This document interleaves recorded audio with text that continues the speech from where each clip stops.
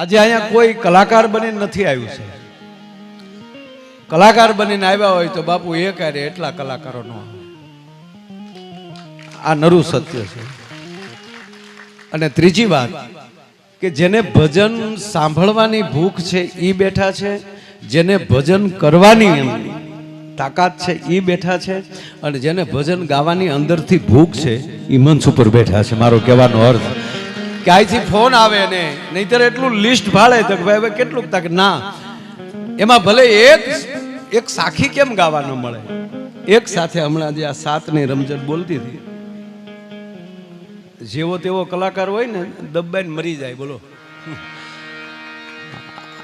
કારણ કે પછી છેલ્લે તો જે સૂર જાતા હતા એવું સમજતો કહેતો હતો જો આવું ભજનનું જોર ઓલા બે પાયલોટે લગાડી દીધો ને. સૂર તમને શબ્દ તમને જીવાડી દે છે, સૂર તો આપણને જીવાડી દે છે. સૂર ઈશ્વર સુધી આપણને સ્વર છે ઈશ્વર સુધી પહોંચાડવાનું કામ કરે છે. આ અમે સ્ટેજ ઉપર બેઠા એને અમે એકેય કાંઈ નથી દીક્ષા લીધી, કોકે રિક્ષા લીધી, પણ કેવલ ને કેવલ જેણે ભજન કર્યું છે એને યાદ કરીને એના ગવાયેલા ભજનો એના કંઠમાં લઈને ગાતા હોય તોય પરમાત્મા એટલો આનંદ આપતા હોય, તો જેણે પોતાની કુટિયામાં બેઠા બેઠા એકલો ઈશ્વર માટે જ ભજન કર્યું એને પરમાત્મા કેવી આનંદ આપતા હશે. એમ કે આ ભજનની ભૂમિમાં આપણે બધા ભેગા થયા છે. હું આ બાજુ આમ બાપુ બહુ ઓછો આવું, આઘું પડે ને, પણ જ્યારે જ્યારે આવીએ છીએ ત્યારે અહીંયા અમને મેં બાપભાઈને કીધું હતું અત્યારે, હું આમાં કાંઈ વારો આવવાનું ને એવી વાત નથી, સાંભળવાની મજા આવે ને. આવો પ્રોગ્રામ સાંભળવાય બહુ ઓછા મળે છે. અહીંયા નથી કાંઈ ફરમાય છે. હું કામ જેણે ભજન કર્યું ને એ વાતાવરણ માણસને અસર કરી દેતો. અહીંયા જેવું તેવું ગાઈ ના શકાય સાહેબ. એટલે થોડો ઘણો સમય તમારી પાસેથી લેવો છે, કારણ કે અહીં બધા અહીંયા ધરાઈને બેઠેલા છે. ભજન અને ધરાયેલા હોય એની જ પાસે રહેવાય. સિંહ ને શિયાળીઓ બે બાપુ હોટલમાં જમવા ગયા. સિંહ ને શિયાળ, હા, હોટલમાં જમવા ગયા. હાવજ બેઠો ખુરશી ઉપર, વેઇટરને બોલાવ્યો હાવજે, એટલે વેઇટર આવ્યો, જી બાપુ. એટલે શિયાળ મારો મિત્ર છે, એ જે મેનુ આપ્યો ને એટલે એ બોલા મેનુમાં જોઈને એને જે ઓર્ડર જે ખાવું હતું એ બધું આપ્યું. અડધું જમી લીધો, હાવજ બેઠો છે એમના મોજથી. ઓલા વેઇટરે, બહુ ઝીણી વાત છે સમજથી, પણ બહુ સમજવા જેવી. અડધું પ્રોગ્રામ જમવાનો પત્યો ત્યારે વેઇટરે શિયાળને પૂછ્યું કે આ વડીલને નથી જમવાનું? ત્યારે શિયાળ ટૂંકું જ બોલ્યો એ ધરાયેલો છે એટલે. આમાં બહુ મોટી વાત છે. આવા હાવજ ધરાયેલા બેઠા હોય ને એની પાસે ભજન પીડ્યું હોય ને એ જ બીજાને જમાડી શકે. ભલા માણા નગર ન્યા જો હાવજ ભૂખ્યો હોય તો શાળ ફેન જમાય એટલી ઘડી ખોટી થવા દે એમ કરો. પણ જેની ભેળા રે એ દેહનારા પણ ભરમાણા રે એ મોટાના તળિયા.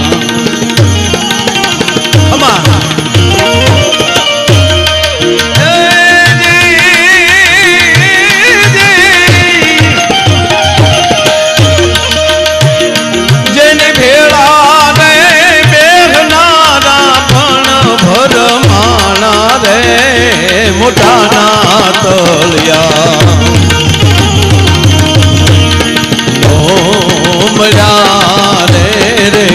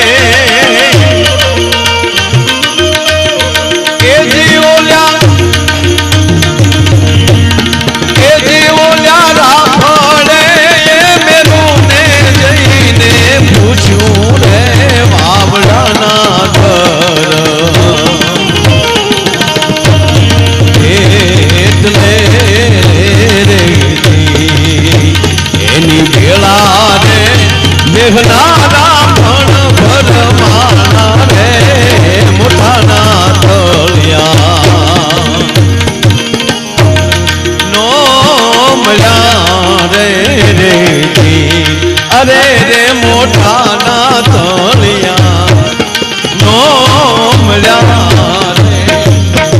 એની ભેળા વસનારા પણ ભરમાના મોટાના તળિયા નો મળ્યા. ઘણી વાર હારે રહેનારો માણસ પણ પામી શકતો નથી જો એની અંદરની શ્રદ્ધા ન હોય તો. આ વિશ્વાસ આ કામ કેવલ શ્રદ્ધાનું અને ભરોસાનું છે. ઘણા તો હું કે તમે આ બધું કરો છો, અમને આવું થાય તો હાસુ માનની. બાપુ સોમનાથની અંદર ચાલુ કાર્યક્રમમાં પૂજ્ય બાપુને કોકે પૂછ્યું કે તમે ભગવાનની આવી વાત કરો છો, મહાદેવ સોમનાથ આવા, પણ તો એનું મંદિર તોડ્યું, એને કેમ ભોળાનાથે કાંઈ ન કર્યું? ત્યારે જવાબ એ જ હતો કે તોડનારાને મળી જતો હોત તો ભક્તિ કરનારા દુનિયામાં ન મળે. ભલા માણસ જો તોડનારને ન મળે. જે છોકરાના માવતરને ઘરમાલી કાઢી મૂકે ને એનું મકાન તોડી નાખે એ હા માવતર પછી બીજું કાંઈ ન બોલે, પણ એની ભેળા તો ન જ રહે. હમણાં એક ભાઈ મને પૂછ્યું, બાપુ કે તમે આ બધા કલાકારો જે કાંઈ ગાતા હોય તમે અંધશ્રદ્ધા ફેલાવો છો. આપણે છે ને ભાઈ ગીત આવતું હોય કે આંધળાને આંખ્યું આપે ને પાંગળાને પગ આપે ને વાંજિયાને પુત્ર આપે ને આવું આવે ને કડિયું આપણે. તો મને કે આવું હોય કઈ? ત્યારે મેં એને ટૂંકો જવાબ આપ્યો કે માની લે દોસ્ત કે તું વાસ્તવિકતા ન માન, તને મુબારક, પણ સદગુરુની કૃપા થાય તો દ્રષ્ટિ બદલી જાય. પછી મેં ટૂંકો દાખલો આપ્યો કે અર્જુનને આંખો હતી કે નહીં? કે હતી. અને ભગવાન કૃષ્ણએ કીધું વિરાટ રૂપ ધારણ કરીને, ટૂંકી વાતો લઈ લો બાપુ, બહુ લાંબ નથી જાવ.